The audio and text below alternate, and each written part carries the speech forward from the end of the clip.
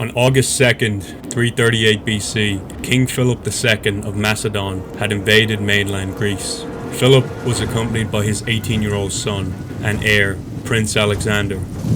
Philip and his Macedon army are confronted near the Greek city of Chaeronea by a large Greek alliance of Athenians and Thebans. The Greeks had carefully chosen their battleground, with mountains to their south and the Kiphasos River to their north. This secured the Athenian and Theban flanks on either side, and favoured the Greek hoplite style of battle.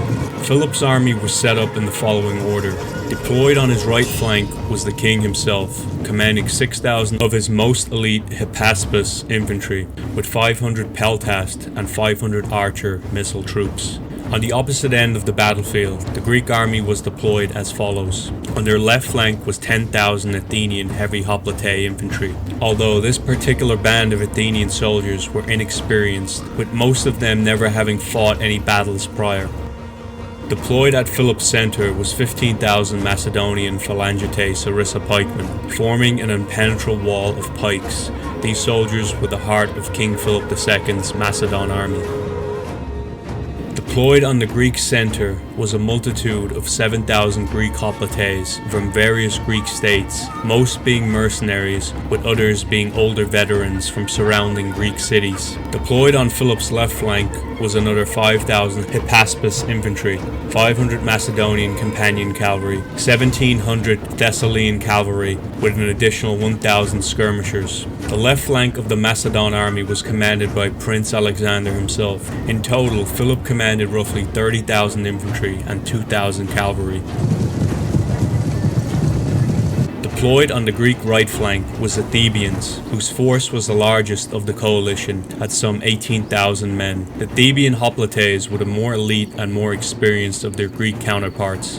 And finally, on the right flank of the Greek army was 300 sacred band Theban hoplites. These men were the most elite of the entire Greek army and arguably on the entire battlefield. In total, the Greeks' army numbered some 35,000 men. King Philip ordered his right flank to advance on the Greeks, while the rest of his army was ordered to remain in place, keeping a slanted formation. Philip ordered his son Alexander not to join the battle until a moment of opportunity presented itself, before the rest of his force was to join the battle. Even at such a young age, Philip trusted Alexander, as by this point Alexander was already experienced in battle and had commanded men prior to this engagement. As Philip's right flank advanced on the Athenian left flank, his skirmisher men advanced ahead of their formation and began loosing arrows and javelins on the Athenian lines, hoping to lure the Athenians out away from their battle lines. However, the Athenian lines held firm, waiting for the approaching Macedon infantry to come to them. Coming within 100 feet or so of the Athenian lines, Philip ordered his Hippaspus infantry to charge.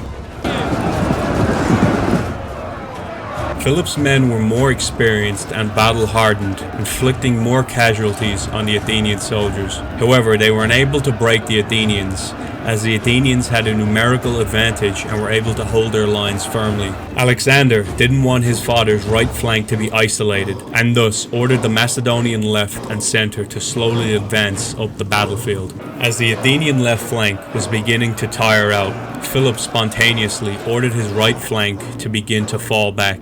The Athenians took this as a sign that they were winning the fight and began pushing forward, staying right on top of the retreating Macedonian right. Alexander, noticing what was happening, watched closely as his father's right flank began to slowly pull back, luring out the Athenian flank further away from the safety of their main Greek force.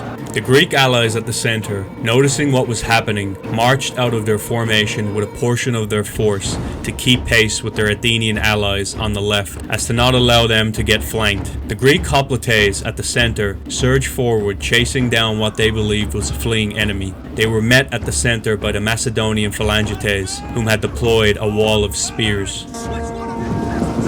As Philip's right flank led the Athenians further from their main force, and as the Greek center had engaged with the Macedon phalangites, thus breaking apart the Greek formation, Alexander had realized that this was his opportunity to strike. He rode forward, leading 2,300 of his Macedon cavalry.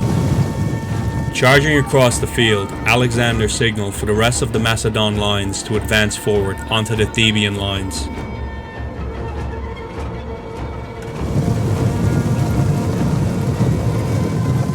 Upon seeing this maneuver by his son, King Philip then gave the order for his own men to stand their ground and fight. Philip's men then began to push the Athenian left flank back.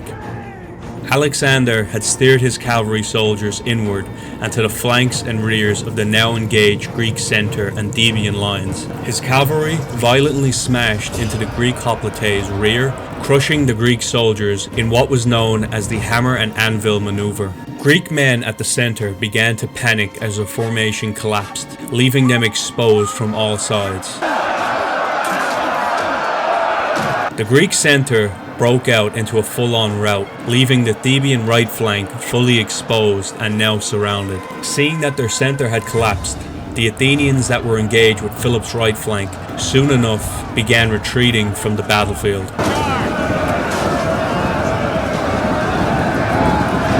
Alexander and his cavalry press on, riding down the Theban right flank, sending them all routing from the battlefield.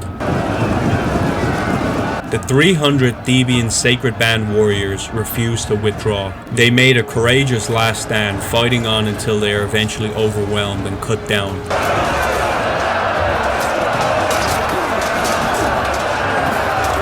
After hours of intense fighting, the casualties, in respect to the size of both armies, were rather low. The Macedonians were reported to have lost only 200 to 400 men. The Greeks were reported to have lost 2,000 men, with an additional 4,000 of them being captured. With this victory at Chaeronea, King Philip II of Macedon was now the leading political figure in all of mainland Greece.